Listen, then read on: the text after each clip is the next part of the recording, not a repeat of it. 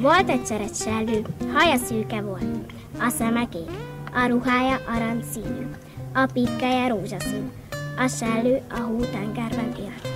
Imádtam egyedül lenni kint a határban, én egy Beretyó-Szentmártonban születtem, ez egy pici falu, és nagyon sokat jártam ki, és akkor mindig arról fantáziáltam, hogy itt a tündérek, hogy élnek a manók, hogy élhetnek, itt biztos valami ilyesmi volt régen. A palota 4 emeletes volt, akit Arielnek hívtak, a palota második emeletén lakott. A kicsi és a nagy, minden, a kicsi és a nagy elmentek, minden okádnak, jó? Azt gondolom, hogy az ember mindent a gyerekkorában szed össze, és akkor alapozódik meg sok minden az életében. Nagyon sokan nem tudják Magyarországon elképzelni, hogy azok a gyerekek, akik most itt vannak körülöttünk, milyen körülmények között élnek. Mi azt szeretnénk megmutatni, hogy egy gyereknek milyen a belső viszonyulása, a fantáziája, hogyan tudjuk úgy a vizuális kifejező rendszerét fejleszteni, hogy ő a saját gondolatait tudja kifejezni. Itt van az ember, itt meg a itt nyitott az ablak, itt meg akarja puszilni.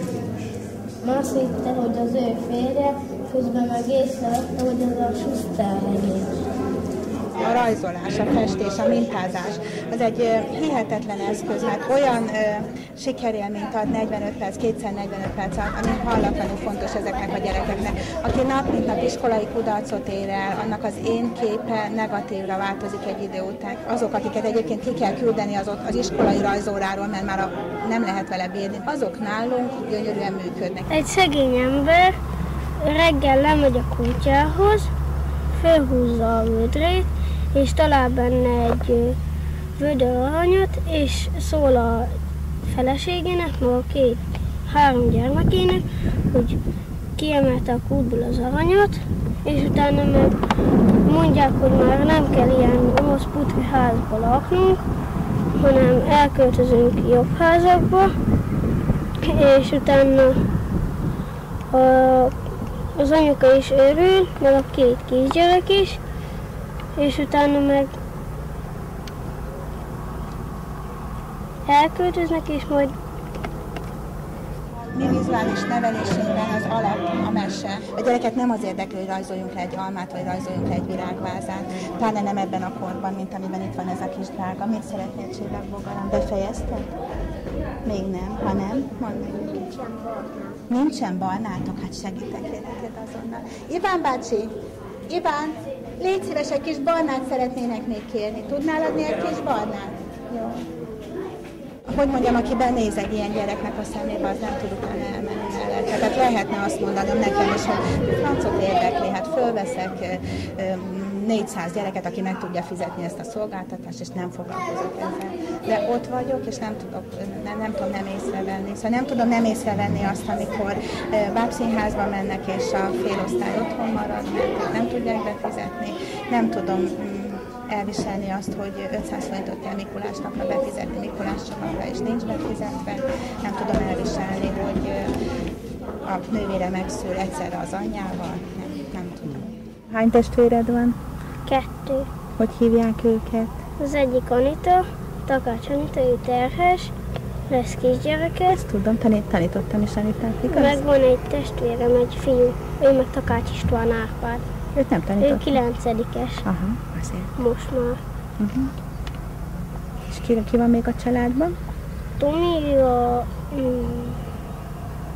sógorom, meg van az apukám. Anyukám elhunyt. Apa dolgozik-e valahol? Igen, meg a sógorom, ő a hivatalnál. Közmunkán? Igen. Ramon, el tudod mesélni, mi az a közmunka? Hát... Milyen? Mit csinálnak ott? Hogy ásnak, vetnek, meg lapátolnak, meg fölrakják a válygot, meg elviszi az a másik helyre, meg lepakolják. Aha. Azt tudod, hogy mennyi pénzt kap egy apa? Most 3 hete nem fizettek, most tegnap kért apu előleget, 5000 forintot adtak ki, holnap, vagyis máma megkapja az összes fizetés, ha minden igaz, de nem biztos az sem. Sokáig tépelődtem évekig, hogy mennyire van jogom beleavatkozni egy másik embernek az életében, mert ezért ez egy nagy dilemma. Tehát, hogy jövök én ahhoz, nekem fürdőszobám van, normális lakásom, tanultam, hogy jövök én ahhoz, hogy azt mondjam egy másik emberre, aki esetleg úgy akar élni, mert abban szocializálódott, hogy hát te nem jól élsz, hanem te változtass, de azt látom, hogy a gyerekek integrációja miatt meg muszáj meglépnem. Úgyhogy elkezdtünk 3 éve egy olyan munkát, amiről azt gondolom, hogy bízom, aminek az oktatás csak egy lába, és abban bízom, hogy sikerül egy olyan fejlesztést felmutatni a végén, amit hogyha sikerülne adaptálhatóvá tenni, akkor talán segíthet ennek a társadalmi rétegnek a problémája. Ennek a mondjuk mintaprojektnek a helyszíne egy Tord nevű kisközség, ez Betyóújfaluttól 28 kilométerre van. Ez egy majdnem 400 lakosú kisközség, ahol a lakosság fele gyermek és fiatalkorú, ahol 10 embernek van munkája, ahol a lakosság fele cigány, és nagyon sokan komfort nélküli vagy alacsony komfortfokozatú házakban élnek. Ez egy zsákutcafalu, zsáktelepülés, ide vezet egy út, de innen nem vezet sehova. Csilla! Ne menj be! Gyere ki! Hello. Jó napot kívánok! Nem jönnek inkább be? Egyszerűbb volna. Bejössz, hogy vízélye után van most? 7 hónapig nem látom. Sok volt. Már most már kellene jöjjön az állampolgárságunk, akkor hozzuk haza őket. Még a Romániából jöttek? Igen. 2009-ben, mert a gyerekek már akkor itt voltak. Aha. És akkor közelebb akartunk lenni. Csak nem mentünk még közelebb, mert akkor páromnak még volt itt a határ mellett munka. Tehát egy van itthon, a pici, és a 3 nagy az ott. Egy mozgássérült fiú, Gyulán van, mozgáskorlátozott, másképp mondják egy kicsit. Tehát ő kerekesszékes, ő bentlakásos iskolában van, a 2 lány meg Gyoma Endrődön tanul. Jön a Cserfes. 3 évvel ezelőtt ismertük meg Nórinyit a gyerekeink által, mert alszakkörre járnak oda hozzá ide Keresztesre, és Nóri néni minket meg akart ismerni, hogy mi szülők mégis milyenek vagyunk. Hát kijött hozzánk, megismert minket, voltak elég sok problémák az elején, de kialakult köztünk, így úgymond köztünk, akik itt vagyunk, egy bizalom. Hát az alapítványt, amikor megalapítottam, akkor még csak az volt, hogy egy művészeti iskolát tartson fent, egy olyan művészeti iskolát, amelyik a hátrányos helyzetű gyerekek tehetséggondozására és fejlesztésére fókuszál. Az, hogy a szociális rész ennyire följön mellé, azt nem gondoltam. De ezt így hoztam maga után. Tehát mindig mondták, hogy mondjam meg, hogy én túllépem a határokat, túllépem az oktatási intézmény határt, én ezt tudom, hogy túllépem. De mondja meg nekem valaki, hogy hol van az a határ. Tehát meddig érzékelje az ember, hogy ha egy gyereknek szüksége van valamire, hogy nem segít. Köszönjük szépen! Hát most hívtak, eddig Szandő, most hívtak az ebből tényleg az 1 órásival. De lényegtelen, hogy lejöttünk. Mit csinálsz? Igen, addig cigit.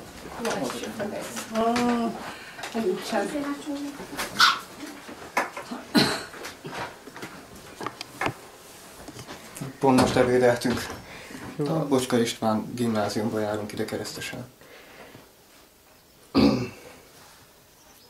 Én rendészeti szakon vagyok, a barátnőm Szandi pedig angol szakon. És tovább tanulni, én Miskolcra szeretnék menni, szeretném rendőrként tovább folytatni. Ezeket megrajzolják a gyerekek, ezek kikerülnek ide hozzánk. Mi ilyen Goblen anyagra rárajzoljuk, amik a gyerekek rajzolnak, és aztán, ahogy mi rárajzoltuk, jönnek az asszonyok, kiosztjuk nekik, és mikor készül, visszahozzák hozzánk, és akkor ilyen kis képkeret lesz belőle. Hát volt olyan, aki eredetileg akkor ült le a varrógéphez, hát ezt nem lehet úgy, hogy ne leülök és varrok. És akkor megbeszéltük, hogy varni kellene, hogy megtanuljanak az asszonyok. És akkor Nórika meg Ildikó megbeszélték, hogy jó, hát akkor mi ketten elvállaljuk, hogy eljövünk és megpróbáljuk az asszonyokat bevezetni a varrás rejtelmeibe. Hát több-kevesebb sikerrel, de egyre ügyesebbek.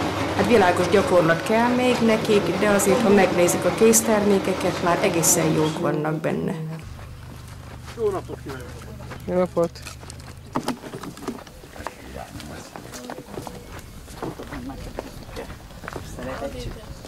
Szereted csinálni? Nem csak muszáj. Hogy?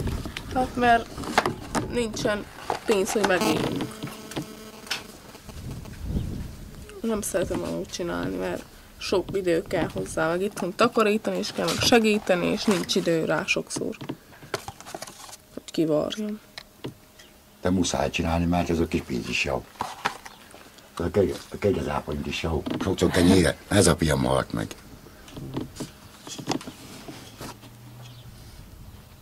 Millió egy helyen kell beavatkozni. Most azért nagyon nehéz elmondani, hogy mi az, amiben mi beszállunk, főleg a gyerekek miatt, meg hát nyilván partnerítéve a szülőket is, hogy minden területen találunk, egészségügybe, rendvédelembe, ugye ott az uzsora, hogy azt hogy lehet kezelni a kamatos pénzt, ugyanakkor hogy tudunk elébe menni. Azért nagyon jó ez, hogyha van egy ilyen krízis helyzetek elhárítására szolgáló lehetőség, mert most ennek a bevételéből ők tudnak élelmet venni, gázpalackot cserélni, tűzifát venni, gyógyszert kiváltani, ha kell, és nem kell menni kamatos pénzért. Ezt még csak most kezdtem el, annyi, hogy ez még ki van varva feketével, itt belekezdtem, látszik a rendes keresztszemes varrás.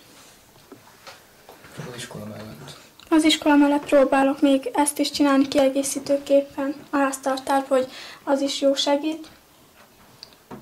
Nem kell pénzt kérni például, hanem megvárjuk, és tudjuk, hogy még napra legyen kész, beviszük, becsületesen kifizetik, és mi becsületesen vásárolunk. Ez a célja ennek.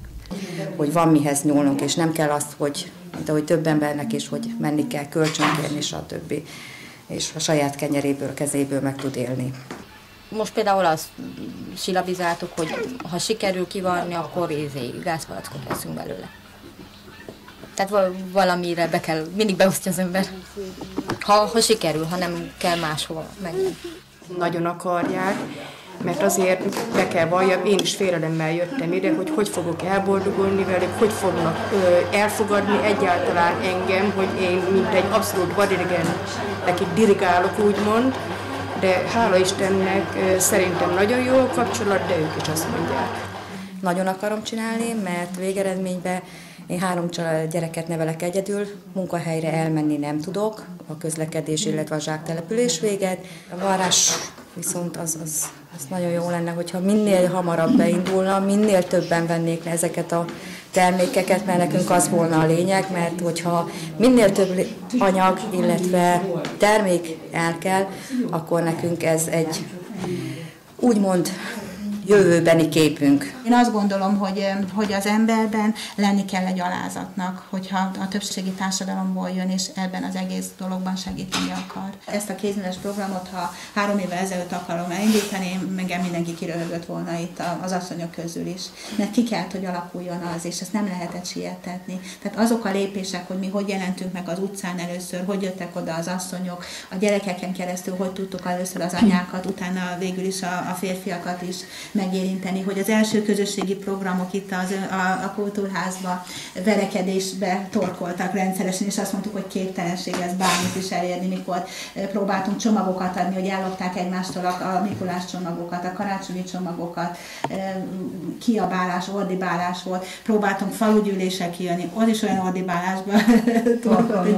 Nem lehetett, tehát egyszerűen meg kell várni, hogy kialakuljanak azok a lépések, amikben ezek a programok elindíthatók. Az első munkánk nekem egy napraforgó volt, amit elsőnek 3-an ültünk egy asztalnál nálam, és Nórika néni megmutatta ezt a goblen hímzést.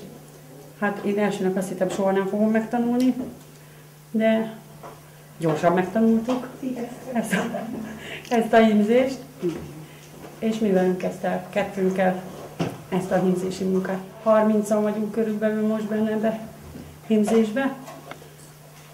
Sokan csinálják. Na hát ez is roma telep, mindentől kezdve már. De itt is nagyon sokan vannak, akik benne vannak a hímzésben, a kerti programokban. Itt mondjuk itt mindegyik.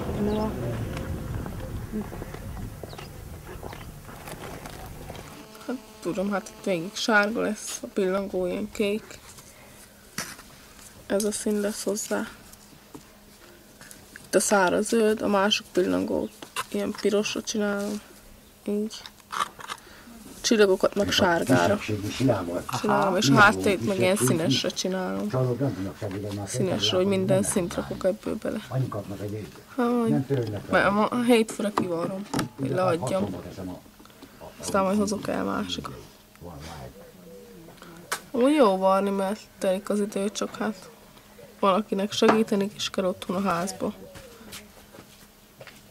Hát van, akinek nincs idő, de hát lehet ezt csinálni lassan. Sétálunk, elmegyünk anyékkal a temetőbe, a bátyámhoz kinézünk, sírt megcsináljuk, takarítani, mosni anyunak kell. Hát azért az a fajta ellenségeskedés, ami volt korábban a cigány és a nem cigány közt, a romungró és az olá cigány közt, a magyar és vagy a román és a magyar azok kezdenek megszűnni, és azért ennek hihetetlen pozitív eleje van. Tehát most reggelin bejöttem, és akkor itt volt 2 olyan szomszédasszony, akik egyébként elég rossz viszonyban vannak egymással. Van egy olyan helységünk, ahol ott van a Móni, ott van az Erzsike, ott van egyik-másik, és ha az ember felmegy, és akkor szól, hogy Mónini, ez van, vagy az van, akkor megbeszéljük, leüljünk, és van egy helységünk, ahol le tudunk ülni, megbeszélni dolgokat, hogy csináljuk, hogy jó legyen. Legtöbbször ottan szoktunk várni, ahol vagyunk, ott jövünk így össze, hát szoktunk csak mindenről beszélgetni, nem csak a hímzésekről. De ez nagyon szép lett. Nekem az jobban tetszik, mint a sajátom.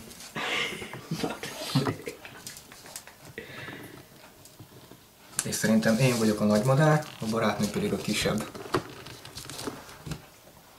Mindig is egy menedék volt nekem rajz. Mindig is egy olyan foglalkozás volt, amiben el tudok mélyülni. Amiben bele tudtam élni magam. És mikor ceruzát fogtam és a lapra néztem, mindig már lejátszódott fantáziámban, hogy mit fogok rajzolni. És hál' Istennek sikerült mindig azt rajzolni, hogy az körülrajzolódott a fantáziámban. Igazából nagyon félünk a jövőtől. Nagyon félünk tőle, hisz mint fiú, ugyebár én leszek a családfő, és a legnagyobb rémálmom, sokszor már este is alig tudok aludni emiatt, hogy félek attól, hogy nem fogom tudni átadni a családomat. Ettől félek nagyon.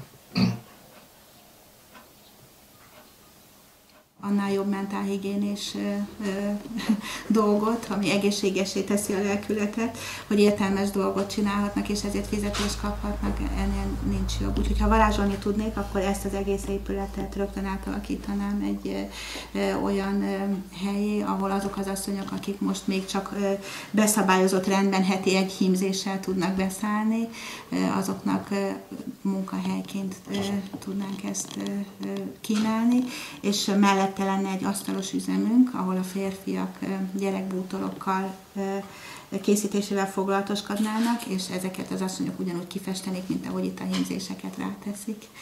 Norika néni nagyon sokat segített nekem. Legyen önbizalmam. Még nem bíztam, nem hittem saját magamba soha. Ő megbízik bennem, hogy mindenben megbízik. Pénzt ide mer adni, hogy mondjuk kifizeti a hímzést, és az az illető nincs így. És ő adja nekem, hogy én adjam oda neki. És ő bízik bennem, és nekem ez nagyon sokat jelentett, hogy mint cigány. Cigányt mindenki lenéz. Nem megbízható. Ilyen, olyan.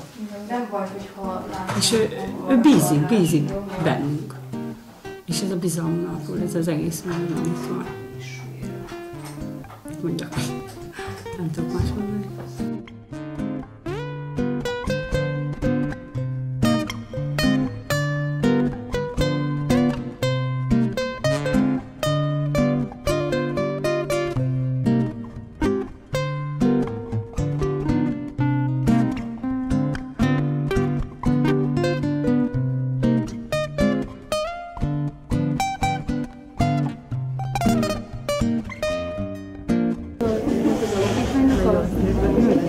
gyerek munkáiból csinálják ezeket?